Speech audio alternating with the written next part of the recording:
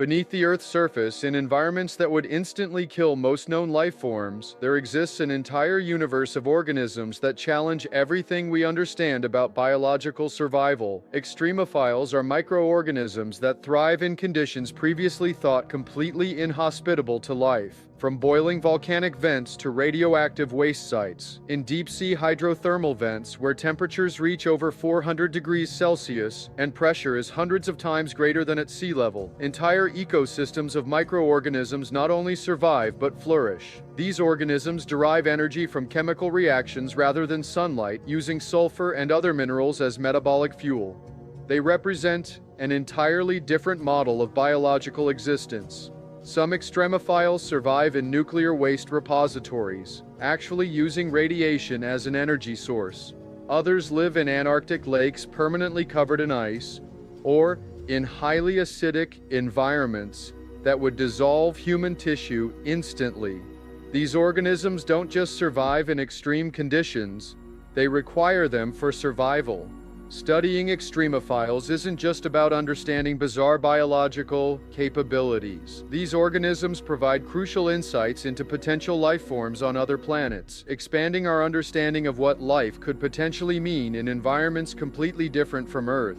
Few medical procedures in history embody both scientific ambition and ethical horror quite like the lobotomy, a once celebrated neurological treatment that ultimately became a symbol of medical recklessness. Developed in the 1930s by Portuguese neurologist Egas Moniz, the procedure aimed to treat mental illness by surgically altering the brain. Doctors would insert a specialized instrument through the eye socket, severing neural connections in the frontal lobe, believing this could cure conditions like schizophrenia and severe depression. By the 1940s and 1950s, lobotomies were widely performed, with nearly 60,000 procedures conducted in the US alone, often on patients who had little understanding or choice in the matter. While some became more docile, many lost their personality, creativity, and cognitive function, effectively leaving them in a vegetative state. What was once considered an innovative treatment quickly turned into a medical tragedy, reducing people to lifeless shells of their former selves. Shockingly, Moniz won the Nobel Prize in 1949 for his work, an award that, in hindsight, is viewed as deeply controversial. In the microscopic world, few organisms challenge our understanding of life more than tardigrades, tiny water-dwelling creatures that can survive conditions that would instantly kill nearly every other life form on Earth. These microscopic animals, often called water bears or moss piglets, can endure environments that seem absolutely impossible for life. Tardigrades can survive absolute zero temperatures, direct exposure to space radiation, complete dehydration, and even the vacuum of outer space. Scientists have conducted experiments where these remarkable creatures were exposed to conditions that would instantly destroy any other known organism. They can enter a state of cryptobiosis, essentially shutting down all metabolic processes and becoming almost entirely inert, and then return to full biological function when conditions improve. In extreme cold, they can survive temperatures approaching absolute zero, minus 273.15 degrees Celsius. In space experiments, tardigrades have survived direct exposure to solar radiation and the complete vacuum of space. They can lose up to 99% of their body water, becoming essentially a dried-out husk, only to rehydrate and become fully functional when moisture returns. These microscopic creatures challenge our entire understanding of biological survival. They represent a form of life so resilient. In the realm of scientific preservation, few techniques are as simultaneously fascinating and unsettling as plastination, a revolutionary method that transforms human and animal bodies into permanent educational exhibits. Developed by Dr. Gunther von Hagens in the late 1970s, plastination is a process that replaces all bodily fluids and fats with specially formulated plastics, creating incredibly detailed, permanently preserved specimens. Imagine a human body completely transformed. Every muscle, nerve, and blood vessel perfectly preserved in crystal clear clarity. The process begins with a complete body donation, where specimens are first chemically treated to prevent decomposition. Then, through a complex series of chemical baths, all water and fat are systematically replaced with liquid plastic. The body is then positioned in its final pose, sometimes in incredibly complex, anatomically revealing positions that showcase the intricate machinery of human anatomy. Von Hagen's controversial Body Worlds exhibitions have toured globally, allowing millions to see human anatomy in unprecedented detail. These exhibits aren't just medical displays, they're profound philosophical statements about human mortality, scientific understanding, and the thin line between life and death. What appears morbid on the surface is actually a profound mechanism of environmental renewal. When an organism dies, it doesn't simply disappear. It becomes a complex temporary ecosystem that supports new life. Imagine a dead animal becoming a meticulously organized biological recycling center. Specific insect species arrive in precise sequences. First flies laying eggs, then beetle larvae, then more specialized decomposers. Bacteria and fungi collaborate in a choreographed process of breaking down organic matter, transforming dead tissue into nutrients that will support future generations of life. This decomposition isn't random. It's a precisely timed, scientifically intricate process. Different layers of soil host different decomposition communities. Some bacteria can break down complex molecular structures, while specific fungi specialize in wood or soft tissue decomposition. What seems like an ending is actually a beginning. The nutrients released by decomposition feed plants, which feed herbivores, which feed carnivores, creating a continuous cycle of ecological renewal. Death in this context isn't an end, but a critical phase of life's ongoing transformation. Medical history is filled with cases that seem to defy every known physiological limitation. Imagine individuals who have survived injuries or developed conditions that medical textbooks would declare impossible. There are documented cases of people living with foreign objects embedded in their bodies for decades, surgical instruments accidentally left during operations, large metal fragments from accidents, even rare instances of individuals carrying calcified tumors the size of basketballs. Some genetic mutations provide extraordinary resistances to typically fatal conditions. Certain individuals have demonstrated remarkable immunity to diseases that would kill most people. Researchers have documented cases of people with unique genetic variations that prevent cancer development, provide extraordinary healing capabilities, or create resistance to specific environmental toxins. These medical anomalies aren't just curiosities. They're windows into human biological potential. Taxidermy represents a fascinating intersection of scientific preservation and artistic expression. Beyond simple hunting trophies, some artists have transformed dead animals into elaborate, almost surreal narrative scenes that challenge our perception of life and death. Victorian-era collectors didn't just preserve animals, they created entire anthropomorphic worlds.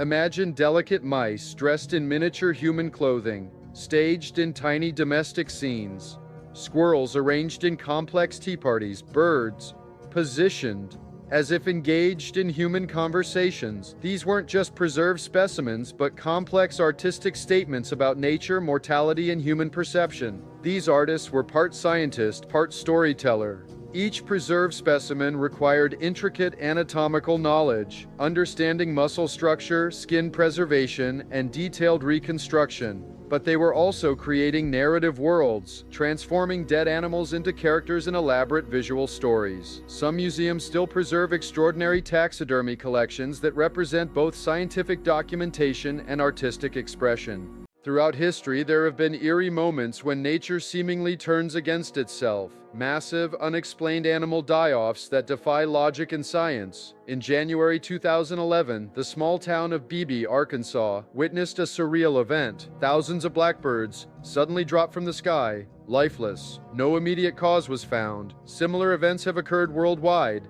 Fish washing up on shores in staggering numbers, entire herds of deer collapsing simultaneously, creating chilling scenes straight out of apocalyptic fiction. Scientists have proposed theories ranging from disease outbreaks and environmental toxins to atmospheric disturbances, yet many of these mass die-offs remain mysteries with no definitive answers.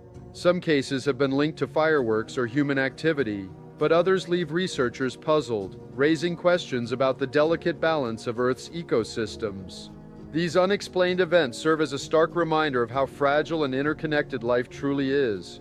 Forensic science has revolutionized our understanding of human decomposition through specialized research sites known as body farms, controlled outdoor facilities where experts study how bodies break down under different conditions. These research environments are crucial in helping forensic investigators solve crimes by analyzing the intricate biological and environmental processes that occur after death. At these sites, donated bodies are placed in various settings, some exposed to sunlight, others buried underground, submerged in water, or left in dense forest shade. Each scenario mimics real-life crime scenes, allowing researchers to document how insects colonize remains, how chemical changes unfold, and how external factors like temperature and humidity influence the rate of decomposition.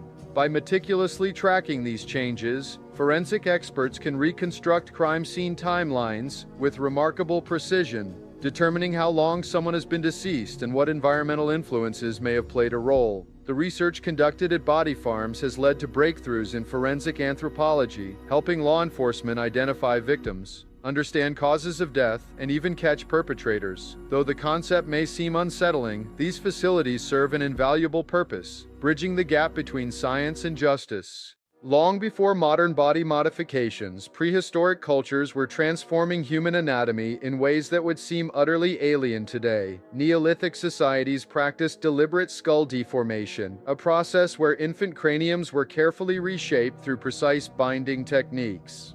Imagine parents meticulously wrapping an infant's head with leather straps, gradually molding the skull into specific shapes over months or years. This wasn't a painful mutilation, but a profound cultural practice, signaling social status, tribal identity, and spiritual beliefs. Archaeological evidence shows some cultures created elongated skulls, others produced flattened cranial shapes. In parts of modern-day Peru and Bolivia, elongated skulls were markers of nobility, with the most dramatically shaped skulls reserved for ruling classes. Parents would begin the modification process mere weeks after birth, using wooden boards, tight bindings, and carefully applied pressure. These modifications weren't random, they followed intricate cultural rules. The shape of a skull could indicate clan membership, spiritual connection, and social hierarchy.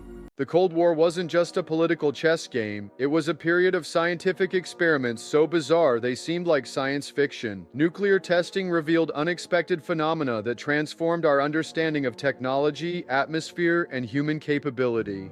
During high-altitude nuclear tests in the 1960s, scientists discovered they could artificially create radiation belts around Earth.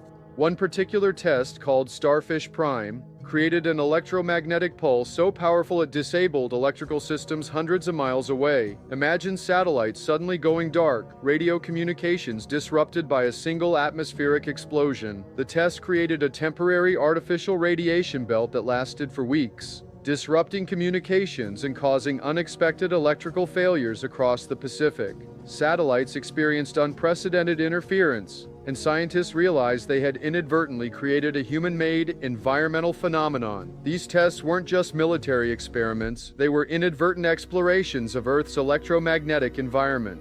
In medieval Europe, medicine was often based on belief rather than science, leading to treatments that seem unthinkable today. People sought cures in the most unusual places, consuming rare and exotic substances believed to hold powerful healing properties. Some even imported special powders made from ancient remains, convinced these remedies could treat ailments like headaches, epilepsy, and other mysterious conditions. Apothecaries carefully prepared these mixtures, grinding and selling them as miracle cures, while wealthy nobles paid fortunes to obtain what they believed to be the most potent treatments of their time. Physicians and healers followed the concept of sympathy, believing that consuming certain elements could transfer their properties to the patient, restoring health and vitality. At the time, these practices weren't considered strange or gruesome. They were seen as advanced medicine, supported by some of the most respected minds of the era. But, looking back, we have to wonder, were these remedies truly effective, or were they simply products of superstition and desperation? In the early 19th century, London faced a grave crisis. Literally, as the city's population surged, cemeteries became dangerously overcrowded, leaving no space for the dead to rest. Gravediggers, forced to make room for new burials, would routinely disturb old graves, unearthing skeletal remains and partially decomposed bodies. In infamous burial sites like Crossbones Cemetery, graves were packed so tightly that bodies were stacked in layers, sometimes 8 deep in a single plot. The process was both a practical necessity and a disturbing reality, with workers carefully removing bones, often finding clothing still intact and coffins crushed under the weight of newer burials. Beyond the horrifying sight and unbearable stench, this crisis posed a serious public health risk. Decomposing bodies contaminated groundwater, spreading deadly diseases like cholera and typhoid, making death itself a growing threat to the living. What began as a struggle for space soon became a nightmare of urban decay, forcing London to rethink how it handled the dead before the city itself became a graveyard. Imagine a world where the brain of a revolutionary leader becomes the most studied organ in scientific history. After Vladimir Lenin's death in 1924, Soviet scientists embarked on an unprecedented neurological quest that would span decades. The communist regime viewed Lenin not just as a political icon, but as an intellectual marvel whose brain might unlock the secrets of human genius. A team of the most brilliant neurologists and pathologists meticulously dissected Lenin's brain, creating an astonishing archive of over 30,000 microscopic slides. Each slice was carefully preserved, labeled, and studied with a reverence that bordered on scientific worship. The research wasn't just about understanding Lenin. It was a broader Soviet mission to scientifically prove the intellectual superiority of their political ideology. Dr. Oscar Vorobyov, the lead neurologist, spent years mapping every neural pathway, every microscopic detail. They used cutting-edge techniques of the time, comparing Lenin's brain to those of other prominent figures and ordinary citizens. The goal was ambitious, to prove that exceptional leadership could be understood through physical brain structure. Interestingly, this obsessive research revealed more about the scientific mindset of the early Soviet era than it did about Lenin's actual cognitive capabilities. The brain was treated almost like a religious relic, a physical manifestation of revolutionary potential.